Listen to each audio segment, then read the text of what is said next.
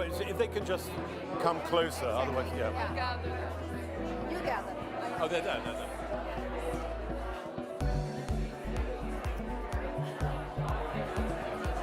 Good evening. Shh.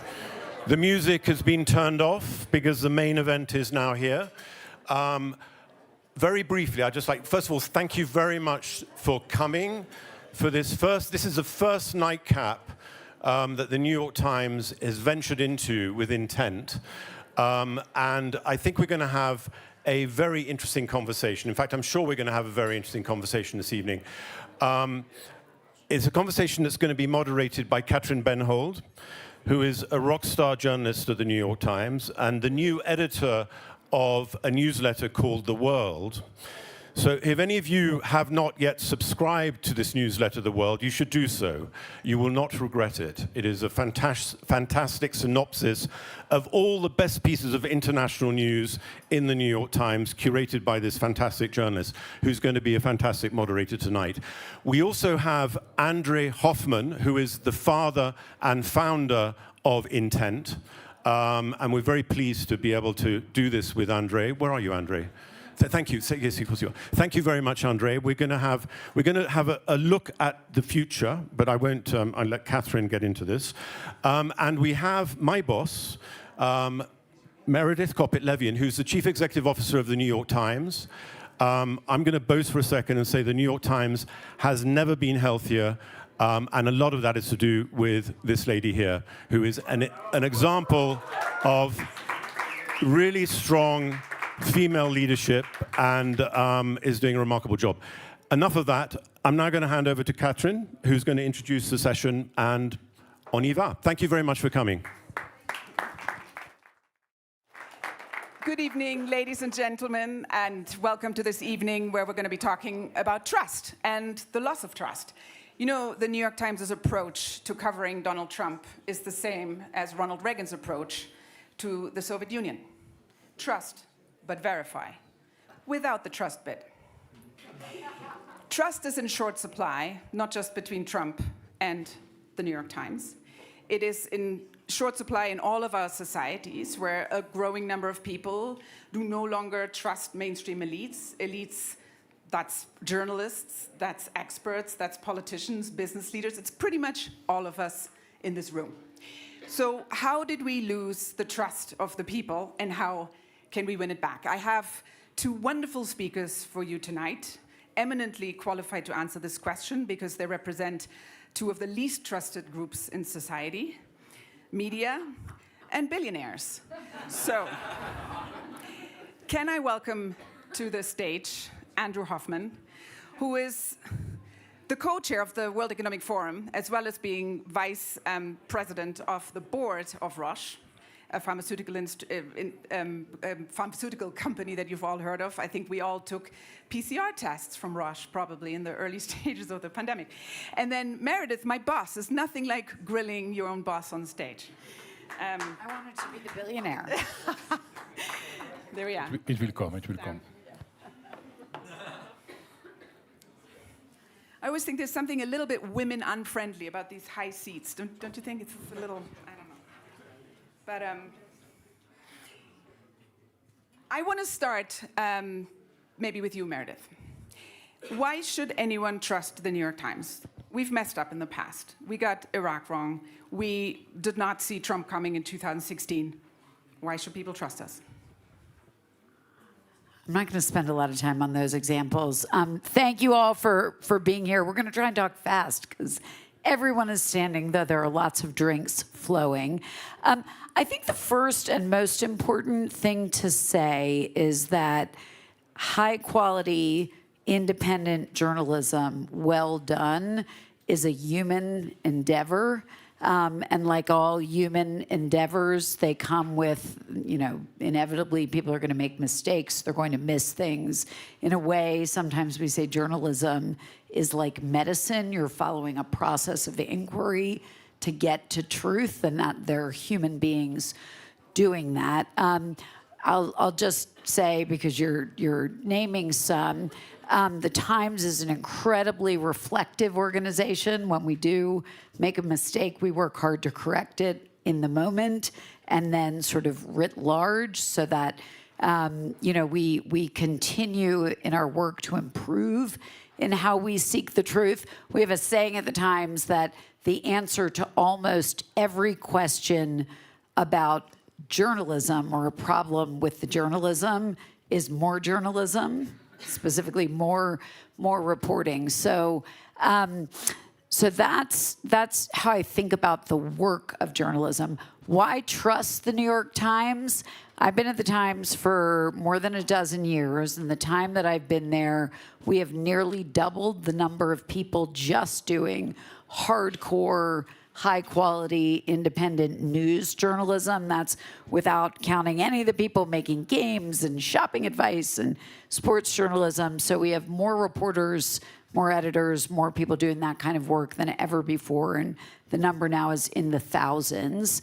And those people are not just fanned out in 150 countries and almost every state in the United States. They are following a set of processes for ensuring that the work they do is as fair as humanly possible, to ensure that we avoid making mistakes, that we reduce the human bias that goes in. And they do that by following what is a professional process that relies on experts. Every piece of news journalism in the New York Times, you know this, Katrin, is edited by multiple people. What do reporters do? They go out into the world and they unearth new facts on topics that matter to people. The process for unearthing those facts is a rigorous one, how they're sourced, how they're verified. I could go on and on. The Times also has probably journalism's most robust standards operation. How do you reduce or eradicate conflicts of interest? Who gets to work on what kind of story? All of that has been sort of built up to ensure a single thing, which is that the public has access to the information it needs to have society function well. And I would say trust begins and ends with understanding what independent journalism is and why it matters in the world. And I have to say, I come to this with quite a lot of humility myself. I remember the night before the election of Donald Trump in 2016. It was the 7th of November, I believe, 2016. I was at the embassy, the American embassy in Paris, and I had just finished writing a story about, for the first time in history, 3 women would lead the G7. Because we were all utterly convinced that Hillary would win. And I remember sitting at that table at the American embassy, and there were 8 sort of Republican diplomats and CEOs around the table. And I asked them all, have any of you voted for Donald Trump? All 8 of them said yes. And I was completely shocked. And I remember calling Michael Slackman that night, and I said, Michael, I'm not sure that story is going to see the light of day. And he said, don't worry, Katrin, don't worry. And then we all woke up to a different world. So, Meredith, before I come to you, André, but maybe just one quick follow-up. The Times has changed things and processes in response to what I think is fair to say. It humbled us that we didn't read The Country at the time. We have changed certain things, and I think it's worth telling the world how. I think the work of, I love that you use the word humble. I'm going to use it differently. I think the work of independent journalism has humility wired in. It says, I'm going to enter this topic. I'm going to follow this lead with a posture of searching, not one of knowing. And I think many things get better and better at the New York Times over time, too, that I'll point out in the last decade and through 2 more presidential elections. We have far more reporters now reporting from across the whole of the United States. So living in communities, talking to more and different kinds of people than we had, I think, in 2016. And I also want to say we have hardwired the process I described to you before of what does it mean to do journalism with independence in mind at every step, to go at it if you're a reporter with an empty notebook on every story? How do we raise that fundamental level of curiosity and searching in every way? And I would just say, just like in any business or culture, having a really intentional roadmap for doing that, I think, helps people do that at real scale. And I think you see that in the work. One of my favorite quotes about journalism is A.J. Liebling, who actually once said, that the role of a good journalist is to comfort the afflicted and afflict the comfortable. So I'm about to do that, André. You are the co-chair of the WEF, as I said, along with Larry Fink, and I hope you don't mind me repeating the fact that both of you are billionaires. It's a sort of a subject right now because, as you probably know, the number of billionaires has exploded in recent decades. I actually wrote my column for the newsletter about this tomorrow. You can all read it. And I was quite stunned by the numbers. Forbes had 187 billionaires in the entire world in 1987. Today, 3,000 people made the list, or last year, it may be more by now. And, their net worth has just ballooned. You have Elon Musk, who alone is worth 700 billion. So, André, let me just ask you, is there such a thing as being too rich? Are you too rich? Hello, everybody. Very nice to see you tonight. Thank you. Usually, it is customary to answer this sort of question by saying thank you very much for the question. I'm not quite sure I'm going to do that, but anyway. Fair. I think we do have a societal problem. We do have a systemic problem. People are not contributing their fair share to the functioning of humanity in general. We're all born with a toolbox, and that toolbox you can use as we see fit to contribute to the global commons. And the way, well, I went to business school and I was taught, what's important is short-term profit maximization. So when you run a company, what you do is to think of shareholder first and the world second.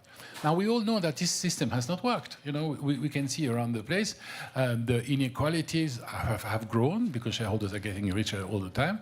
At the same time, we can also see that as a prosperity model, it's not really future-proof. It's even very fragile. It's not even moderately resilient. We were talking about the tests for COVID. The COVID crisis has shown how society is just not structured for survival. The moment something happened that we could easily have predicted. There were about a dozen viruses before. One made it through the last inch and infected the big part of the population. And suddenly we are all saying, well, let's stop everything. We don't know how to react. We're going to stop the economy, we're going to stop society, we're going to stop transfer, we're going to stop people to see each other, we're going to ask old people to lock themselves in. What a disaster. Obviously, the societal model as we know it, the social contract as we know it, is not fit for purpose. And that should sort of encourage us to reflect, should encourage us to think about the future. And here in Davos, in the same way as the New York Times did not see Trump coming, we didn't see the pandemic coming, unless, although we knew it was a possibility. So, yeah, to come back to the question, what does it mean being too rich? I think it's really a question of the use you have of your toolbox. I was born into a family. I didn't make my money. Larry at least made his money, but we can discuss that more detail. And that has allowed me to do a number of things which I would like to do with conviction. I think we need to change the model. I think we need to understand the impact that humanity has on the planet, and we need to inscribe that into a strategy of the future that we will do something. So I can do that in many ways. I can do that with the ownership of our family company. And we do that. We have put in place a sustainability strategy and a number of other small installments within the value chain which help us to moderate the impact we're having on the system. I can do some investment for new ideas. This is one of the examples. I can do some philanthropy. I can sort of help NGOs, or I can help civil society when it's needed. And then I can also do the rather uncomfortable thing of sitting in front of you and talking about something different. I take the view that we need to talk about the future and that we need to change things in it. And that means that I take the risk of putting myself in front of you. And then I get treated as a billionaire.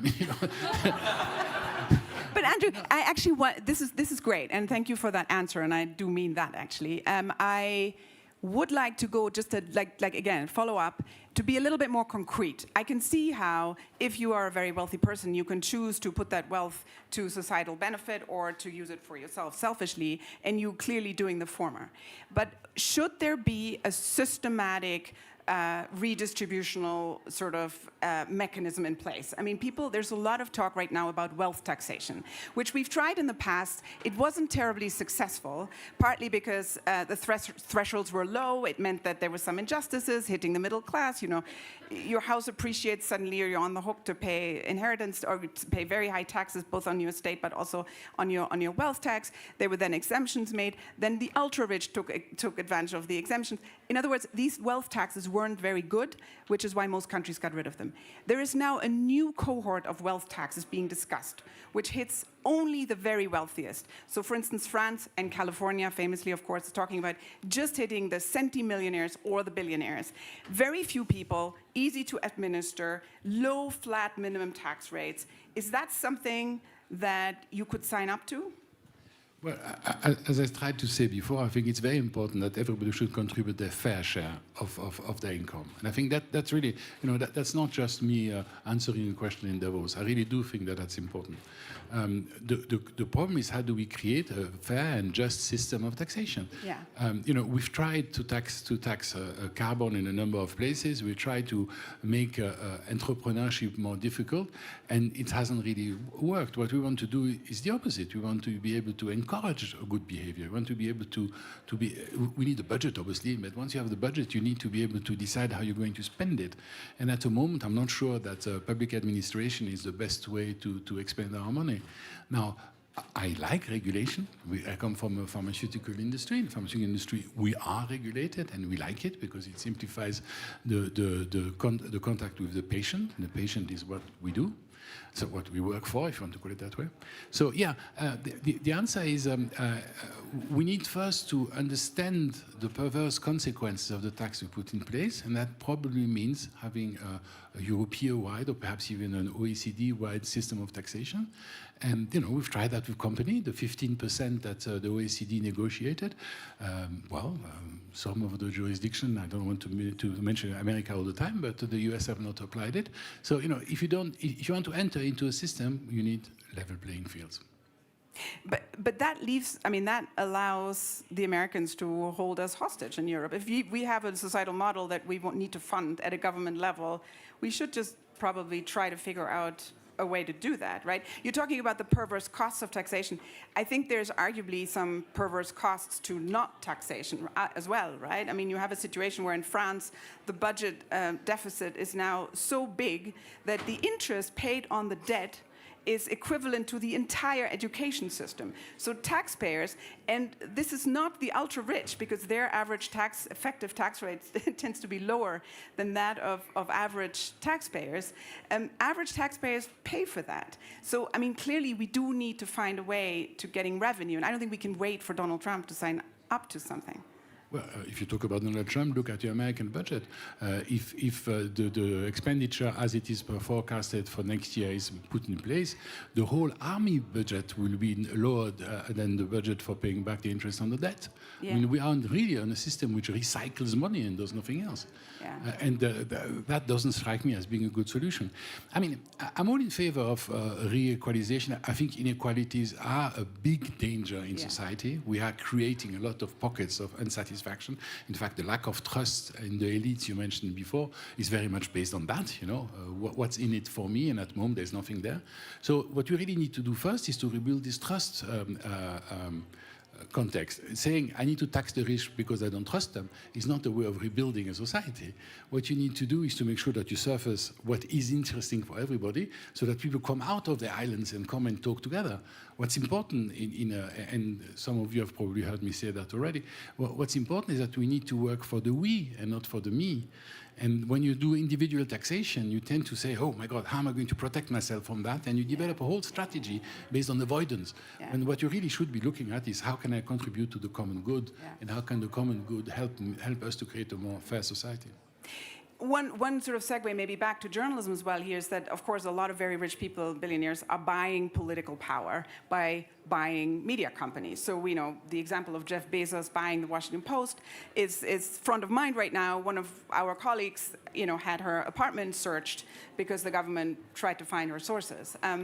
Meredith, how, as somebody who runs a big news organization in the United States in an increasingly hostile environment for press freedom, when, if my apartment was searched by the FBI, would you have my back? Listen, short answer, yes.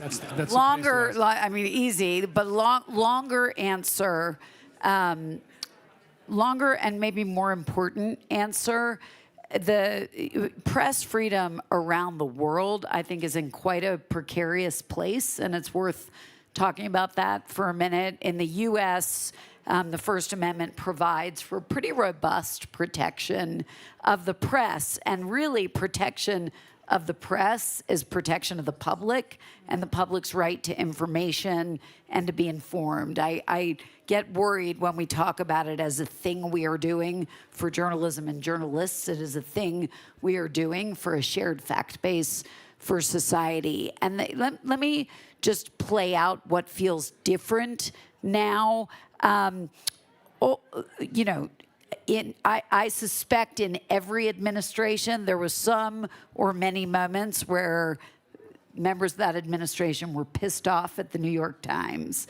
President Biden, I believe, is the only sitting president in a century who never sat down with the New York Times while he was president. I imagine because he was so incensed about our probing on his age and his fitness, and I could give you lots of other examples. So sort of the press wanting to hold presidential power to account is not a partisan thing. It happens in both administrations.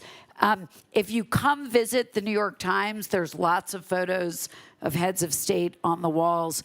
My favorite one is a picture of Richard Nixon, and he wrote an inscription on the bottom. Some people read the New York Times and like it. Some people read the New York Times and don't like it. Everybody reads the New York Times.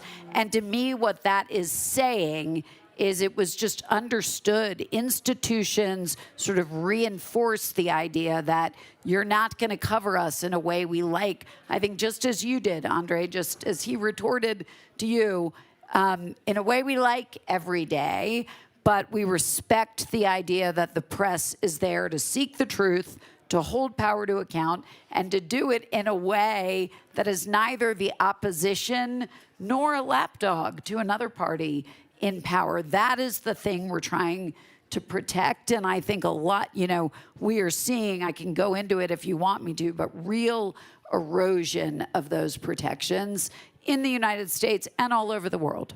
But I think that's a very important point, because what you are saying is that by calling out the truth, you are helping to rebuild trust. That's right. So there is journalism to do that. What else is there? Where else can we find something that will help us to rebuild that trust? And I think for me, really, this notion of each individual being so right or so wrong that he refuses to participate to the public debate is the end of the global common. So we need to rebuild that. And how do we do that? By demonstrating the benefit of a system that works. Democracy is not just a vote. Democracy is the rule of law. Democracy is the democratic rights. It's human rights. It's decency, It's respecting the power that you've given. It's respecting your word, and I think all these issues should be elevated in all of our conversations. Why are we in a bind? Because we don't talk enough to each other, and I think that's very important. We should be doing that. So, kudos to the New York Times to do that in the US. I think in Europe we could benefit of a little bit more of courage to come in this conversation. Go ahead, please. Yeah, I'm going to add something to that, which is I think we're just going to chat. I think there are a handful of things that have really eroded the public's understanding of the media or journalism that don't get talked about enough. And I don't think the media and journalism are synonymous. I think high-quality independent journalism is a specific kind of media that has a specific public purpose, and then there's like everything else there is. So let me name 3 things that we don't talk about enough. One, people no longer, and this is true all over the world, people no longer run into local journalists or local journalism as much as they used to at the bagel shop.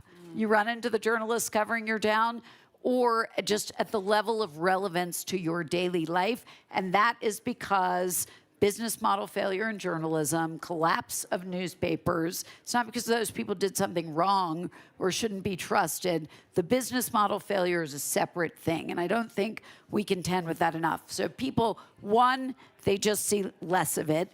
Two, and you're, Katrin, starting to push on this, we see leaders, world leaders, and leaders of all kinds of institutions actively, in some instances, discrediting and disavowing journalists and their journalism because they don't want it to be believed, right? In most cases, it's because they don't want it to be believed. And that really sows doubt in the public. And then third, most people, including all 3 of us, have some large portion of our media diets fed to us now by algorithms. And what are those algorithms doing? By the way, lots of them are doing fun and other good and important things, but they are adjusting to the things we already know and we already believe and we already like, and they're reinforcing those views. And independent journalism, the kind I'm describing, the kind Katrin does for a living, does the opposite of that. And at its best and I think this is what you're pushing on, André, is an antidote to polarization and an antidote to a tribalized world. Which is precisely why people who don't like it are going after it. And Donald Trump has very specifically gone after the New York Times and several other media organizations. And it's notable that several other media organizations have caved, right? They have settled in the face of very weak lawsuits that they could have won. But they chose not to fight them. They chose to pay money to the White House. The New York Times chose the other path. And I think the only person who's written a check is Donald Trump to us. Trump has sued the Times 3 times. One check has been written. It was to us for lawyer fees for a prior, something he sued us for in the past. What I want to say about the lawsuits, which I think is even more important, is it's probably obvious, they're meant to stifle further reporting. They are meant to disavow and discredit journalism. And press freedom is a little bit like fitness. If you don't attend to it, you lose it, right? So we are very focused on how do we stand up for the rights and the safety of journalists to do this thing to inform the public. The Times, I want to credit, André asked you about this before, and his family's stewardship of Roche. I want to credit the family. The Times is a family-controlled public company. It is 175 years old this year. It has been stewarded by a family called the Ox-Sulzberger family for the last 125 of those years. And the whole purpose of that stewardship, which takes its governance form in a trust, is simply, it's not to make everybody rich, it is simply to protect the independence of the journalism from everybody's interest, including mine. I'm the CEO. I'm a public company CEO. My job is to create shareholder value and societal value. And that trust is there to ensure that we really only produce journalism in the interest of the public. And I want to say it is useful and valuable to run a company that only does one thing. That thing broadly is journalism and some surrounding things that you enjoy with journalism. But when the administration comes after us or anybody comes after us, we don't have other business interests we're trying to attend to. We have no, so we are able, for a bunch of reasons, to stand up, and we'd love to see more and more organizations do that for press freedom everywhere. Yeah. I want to just, can I come to you actually on that? I would love to ask you as a co-chair of the World Economic Forum, so with that hat on rather than the pharmaceutical hat on, Andrew, and as a fellow European, to what extent is there a lesson there, or is there a lesson there in this American news organization standing up to a president that goes after it and fighting and winning? Is there an analogy there in the context of Europe being bullied, frankly, by the American president on Greenland right now? Is this the moment where we stand up? Well, again, thank you for the question. But I'd like to come back to what I heard just on my right here. That's okay, as long as you then come back to mine. Sure, of course. This idea of saying that the ultimate aim of the newspaper is to continue to uphold its value because owners have taken a long-term view, which allows them which allow them to. It's still a business, and at some stage you need to sell copy. You still need to make a profit. If you don't make a profit, shareholders are going to be unhappy. And so, how do we resolve this quandary between, what is the market pressure and what is the truth? I believe that there is a market out there for. There's not really a market, but there is a need out there for companies which are really doing something for the common good rather than for the profit line. So you do not manage business for shareholders, you manage it for stakeholders. And that's something that we don't say often enough. Anyway, to come back to the political situation and the way that the current administration terrorizes people, I don't think that's a phenomenon linked to Europe. It's much more a phenomenon linked to the way the current administration does government. It's about all sorts of threats, it's about all sorts of menaces, it's about all sorts of things. And we will all have to react in a way that we see fit. I don't think it's a good idea to antagonize too much. I think what we really want to do is what we do here in Davos, the spirit of dialogue. Let's talk. And let's talk on societal issues and not just on politicals. The current program under the banner of the spirit of dialogue is to try to help humanity to grow in a resilient way thanks to innovation within planetary boundaries. That's the only way we're going to get to a sustainable prosperity. And that's what we should be aiming at. If some people are fighting a backwards battle, if some people have decided that climate change does not exist because they signed an executive order, I think that's something we should it should be opposed. It should be talked about. The truth, science, is absolutely unequivocal. We know we are losing the planet if we don't change the way we operate. And that's where we should really pushing most of our energy. How can we create a model that will help the global common? Can I end? I'm going to do one thing, which is I just want to not let a point linger, which is the New York Times. I should have done that. Sorry. The New York Times does not stand up for press freedom as an act of opposition to any administration. I need to make that crystal clear. We do that so that we can keep having the information that the public needs to make its own choices about things. I want to make that really clear. We do not exist in opposition to anyone other than the public not being informed and having facts. I want to, at a time that can sometimes be dark and a little sad. Yeah, exactly. I would love to throw it open to questions and get your questions ready. And this lady has the first one. And I think we have maybe about 5-10 minutes. We're going a little over, but there's a lot of interest. I would like you both to think about, at the end of the questions, maybe give us one hopeful thing. The one thing that makes you quite hopeful about the future from each of you. That would be lovely. But yes, go ahead. There's another microphone there. So, thank you so much. This is an intriguing, historic panel. First of all, I want to salute you. I read your column every day, and the world is fantastic. You are doing phenomenal work at the New York Times. Sometimes I feel you single-handedly are saving democracy. You're the last standing media organization facing all this dictatorship. So what do you need from the WEF participants, from the rich, from the powerful, from the media, from society to continue, because you are our hope. And then I want to salute Mr. Hoffmann. You're a very brave man. It's basically, I guess, he's the only rich and powerful who would dare to talk to you. And also, we wouldn't have this intent and SDG tent without you. And it's so important for us to meet and to greet and to reconnect and repower, re-energize. So thank you. I want to say of André, and to choose a theme of dialogue, right? This is all about getting people toward a shared fact base, to having conversations and agreeing that the same topics matter.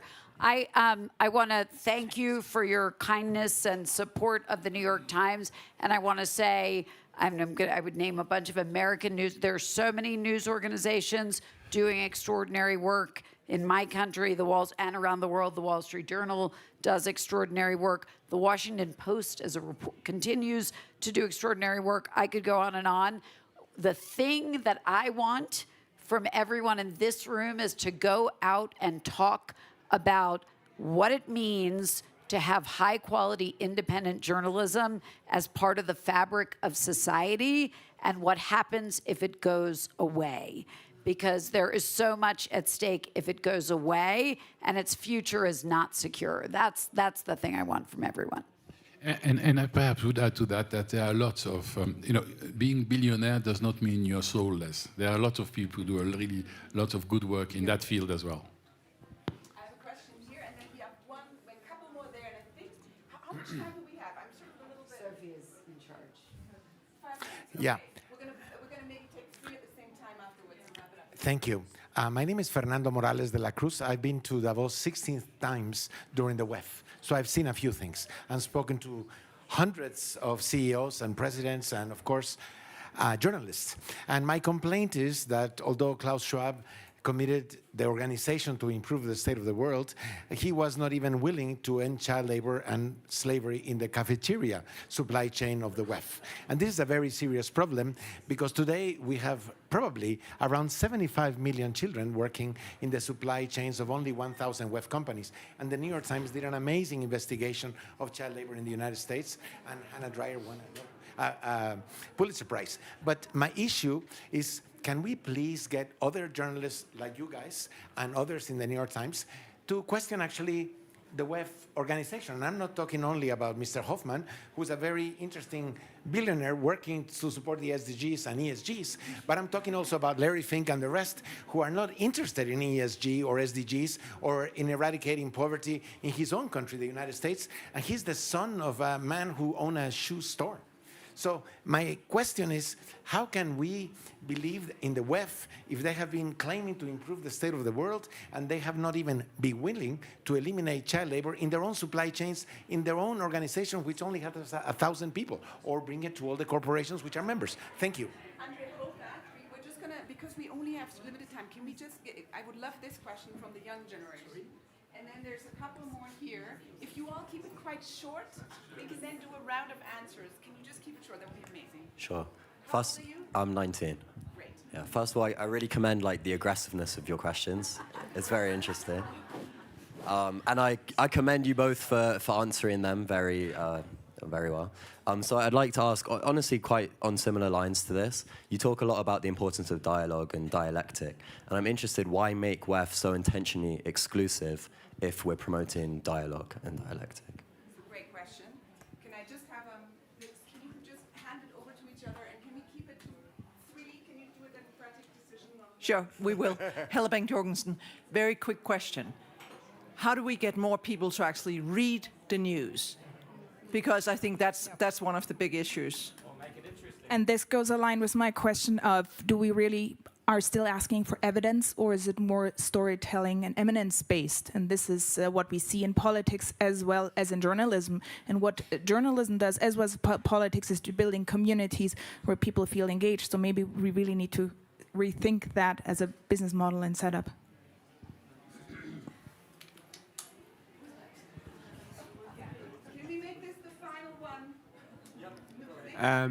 A lot was being said about Donald Trump in the beginning of this interview. My question is, regarding the general fragmentation of politics and the rise of populist leaders, how does WEF think that they can start to manage this great growing instabilities? A lot of political leaders who came to Davos this year, unlike other years. So I just want to hear some comments on the current trends. Thank you very much. Okay, I think we're on to the final round of answers here. There's maybe you could just do take a stab at having a roundup answer to these, and then ideally land on a hopeful thought. I would like that. Okay, you start. I loved those two questions about do people read anymore and are there really facts anymore? I want to say that what reporters who are working for independent news organizations, not just the New York Times, what they are doing is they're going out in the world, they're unearthing facts, they're doing that in service to the public interest. If they work for a high quality institution, that is what journalism is and does at its core. That is the thing I wish more people were thinking about so that we didn't confuse it with hearing an entertaining person who may not have gone out in the world to unearth new facts or asked a hard follow-up question of a subject, which you have to have facts to be able to do. I want more people to not confuse those things, but I want to be clear and sharp that that process of unearthing facts in service to the public's interest is alive and very well and happening at greater scale than it has in years at the New York Times. And I will add to your point, you can now read it. As we get better and better, we are hopefully making it easier to read it. You can, in many cases, watch it. We often now, part of our trying to show people what journalism is involves people like Katrin reporting on a story and then putting a camera on herself and explaining the process of how she got that story and in short form telling you that story too, and you can listen to it. And we are doing that on every conceivable platform as fast as we can to bring more of that kind of information to the world. And the hopeful note that I will end on is that the New York Times, to André's point, is today a strong and growing business. We are a for-profit, profit-growing public company because so many tens of millions of people, in some instances, hundreds of millions of people come for that on a very regular basis. I mean, clearly, a loss-making business is not a business. You know, if you want to be sustainable in long term, you need to for profit. Otherwise, you become a problem, and nobody wants a problem. Is that it? No, sorry. Oh, wait. What was the hopeful note? I was distracted. Well, the hopeful note is exactly your question. Thank you very much for asking it. You know, we do have a body in. Sorry, I'm not saying when I say we, I say the World Economic Forum. It's quite a new feeling for me. So I try to be anyway. So we do have a bedrock of people who are actually coming here on a fee-paying basis, and we use some of these proceeds to put up the meeting, but we also finance some communities to come and talk with us during this period of dialogue. So we have about 100 leaders of civil society. We have a university represented. We have faith leaders represented. We have opinion leaders, or just writers represented. But we have, in particular, two big young groups. One called the Young Global Leaders, and one called the Global Shapers. And these groups are constituted themselves in different geographies, and they select people who come here to bring an alternative view. Because I am absolutely convinced, and that would be my hopeful note, I know that collaboration beats domination all the time. And so the thing we want to see now is a collaboration. And we can only do that if we talk.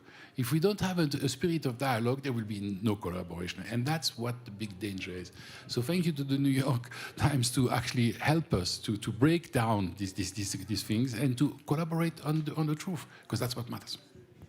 Well, thank you all very much. And thank you. There will be more of this. My colleague David Gallis, who writes a fantastic climate change newsletter, will be here on Wednesday. So if you want more, come back.